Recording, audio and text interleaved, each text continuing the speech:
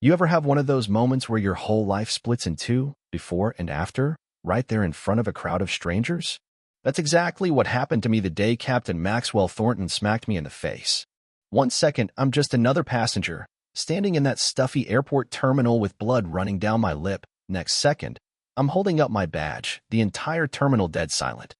And that man realizing he didn't just assault another black woman he could bully, he just tried to humiliate the chief of police investigating his airline for discrimination. You want a story about justice, power, and how ugly the system gets when you threaten its money?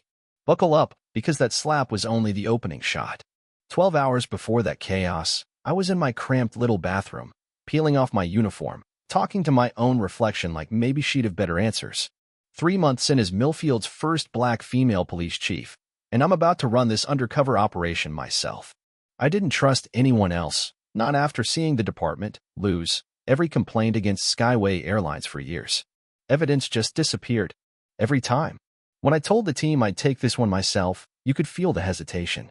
Lieutenant Parker had the nerve to say, maybe someone more experienced should handle it, which is code for, why not send someone white? So I buttoned up my plain blue dress, stashed my badge deep in my blazer, and took the cab to Millfield International. First-class ticket, top Skyway route, where all the complaints clustered, like trouble just knew where the money was. Even at check-in, I felt the wall go up. Blonde attendant laughing with a white businessman, then cold as ice when she saw me. ID and boarding pass, she barked, barely looking at me. Then she stared at my ID way longer than she had for anyone else. I asked if there was a problem. She faked a smile, then practically threw my stuff back at me. But as I walked away, she turned all warm and chatty with the next passenger. Security was no better. 3 other black folks and me all pulled for random screening, while everyone else breezed through. I'm not dumb. I clocked every name and badge number I saw. It was at the gate where I saw Thornton the first time, standing around with the agents, laughing, hat under his arm, acting like king of the world. An elderly black woman was trying to get some basic info, asking quietly, "Excuse me," again and again. Nobody answered. She finally touched Thornton's sleeve, and he spun around, all irritation. "Ma'am, we're in the middle of something. You'll have to wait your turn." She shrank back. But a white couple walked up with the same question, and he was suddenly Mr. Hospitality. If you've ever felt your blood boil so bad you have to bite your tongue, you know that feeling. Boarding was more the same. White passengers, smiles, easy jokes. Black and brown folks, cold stares, more ticket checks, random questions. But I stayed cool. This wasn't the time to blow my cover. I took my first-class seat. 15 minutes after takeoff, a flight attendant came over and said, "Ma'am, we need this seat for another passenger. Would you mind moving to coach?" I looked around, 2 empty first-class seats right there. I asked why. She said, "It's a balance issue, captain's orders." Then this white guy in a suit shows up behind her. "Is my seat ready?" Like I'm invisible. I said, "No, I paid for this seat. I'm staying right here." She went off to get the captain. Enter Thornton, marching down the aisle, annoyed before he even spoke. "What's the problem here?" he asked the attendant. "Won't even look at me." She says I'm not complying. He finally turns to me, recognition flickers, then he leans in and goes, "Listen, we can do this the easy way or the hard way. Either move to coach or we make an emergency landing and have you removed." Phones started coming out, people recording. I wanted to keep my cover, but the way he spat out, "You people always make everything about race," just snapped something in me. I told him straight, "Captain, your demand is unlawful. I'm not moving." His face went beet red. The businessman tried to defuse it, saying he'd take another seat, but Thornton shut him down. "No, this is about compliance." Then, boom, he slapped me. The sound cracked through the cabin. Blood from my lip. Everything went slow, then weirdly clear. I dabbed my lip, reached into my blazer, and pulled my badge. "Captain Maxwell Thornton, you're under arrest for assault and battery. And by the way, I'm heading the federal investigation into discrimination at Skyway Airlines. You ever see a grown man's soul leave his body?" That was Thornton. Flight made an emergency landing, not to remove me, but to have Thornton taken away in cuffs. He kept repeating, "This is a misunderstanding. I didn't know who she was," but nobody was buying it. Social media exploded, videos everywhere, reporters circling like vultures. My mayor was calling, already sweating bullets about a PR nightmare. He told me to handle it quietly, begged me to think about the city's reputation. I told him, "Sir, he assaulted me in front of witnesses.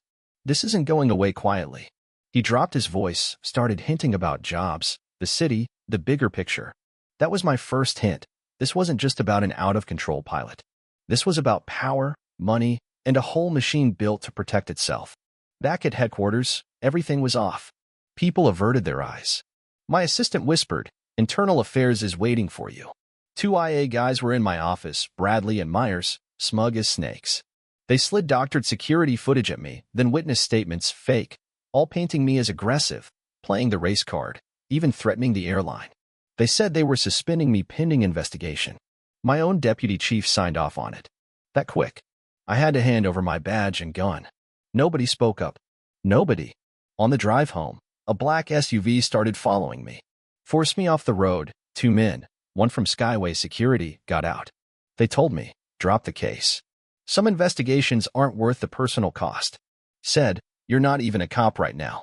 But they didn't scare me, they pissed me off. I got to Judge Eleanor Harrison's house, retired legend, my mentor, and spilled the whole story. We brought in Marcus Chin, civil rights attorney, and a couple officers I trusted. Turns out the fix was in before my plane even landed. Doctored evidence, rapid leaks to the media, character assassination on all channels. Paid protesters showed up at my house, performance reviews leaked. Ex-boyfriends found to say I see racism everywhere. Everything but the truth. That's when Sophia Rivera, a nurse who was on my flight, called. She said she had the real video, unedited, showing Thornton's unprovoked assault. My calm the whole time. But airline people were threatening her, offering money, following her at work. We arranged a secret meeting. Her hands were shaking, but she gave us the goods. With her video, Marcus and I took everything to the FBI. Agent Rodriguez, sharp and honest, took our case until suddenly she was reassigned to Alaska. Even the feds had strings pulled. Digging deeper, we found it, Operation Turnstile. Skyway Airlines, the mayor's office, a private prison company called Pinnacle Corrections, and parts of my own police department were all tied together. Skyway flagged black and brown passengers for random searches, escalated things, called the police at the slightest pushback. Those arrested were funneled, sometimes literally, to Pinnacle's private prison, which got paid more for every filled bed. The mayor's office got kickbacks, city officials got campaign cash, and cops, yeah, even some I trusted, got bonuses for every arrest leading to detention at Pinnacle. And when I got too close, they didn't just smear me. They took my sister, Aisha. Called me with her voice on video, holding up a newspaper from that morning. Drop your investigation, resign, admit you lied, and she goes free. My world went cold. I knew then, this wasn't just about my career or my life. It was about everyone who ever faced that machine and lost. And I was up against people who'd kill to keep their secret. But here's where the twist comes in, because when you're truly cornered, you see who stands with you. My loyal officers found tracking devices on my car, so we used them, feeding fake movements while building a real rescue plan. Judge Harrison, Marcus, Rebecca Winters, a fearless journalist, Sophia, even Sophia's hospital connections, and Aisha's voice recording of guards discussing murder orders, all of them, a ragtag army against a city's worth of corruption. The night we pulled off Aisha's rescue, sneaking through a secure Pinnacle building, it felt like a heist movie, cloned keycards, borrowed uniforms, Sophia faking a medical emergency, bullets flying as we bolted FO. Or the car. Even then, as we drove to the safe house, I saw Thornton outside, radio in hand. He was in on every part of it. And the whole time, every second, we were copying evidence, backing up files, feeding Rebecca everything for a national news blitz. Final twist? Janet Thornton, yeah, the captain's wife, called me, voice shaking. She'd been documenting her husband's abuse, his special program with Whitfield, the CEO, and cops. Recordings, texts, even video of the passenger selection scheme.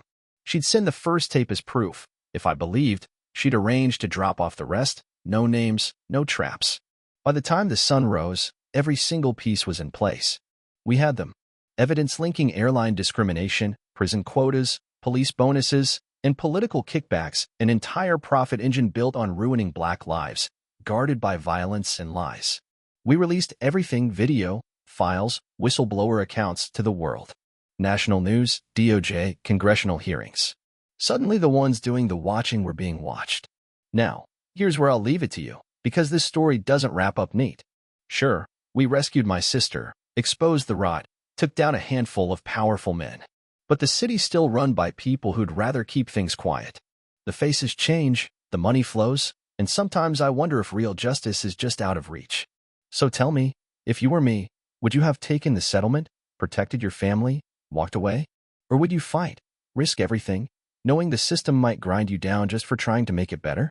Comment below, because I need to know, where's the line between survival and justice? And if you believe truth still matters, even when it costs everything, share this story.